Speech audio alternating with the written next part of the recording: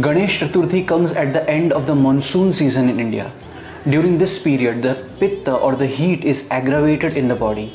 If this aggravated Pitta is not balanced, then it results into many diseases like fevers, boils, bleeding, acidity, etc.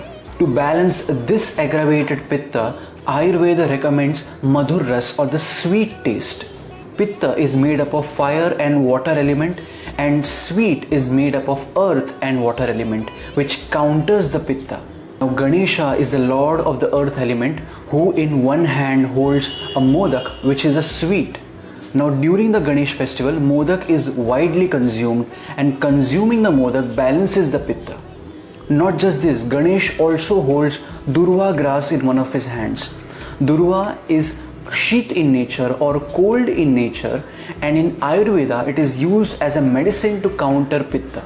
So for those who are healthy and want to maintain their health, Ganesha offers them Modak to counter the Pitta.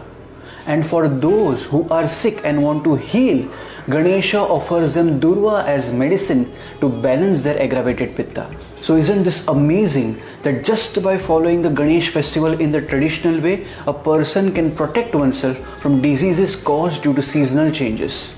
Ganapati Bappa Moria.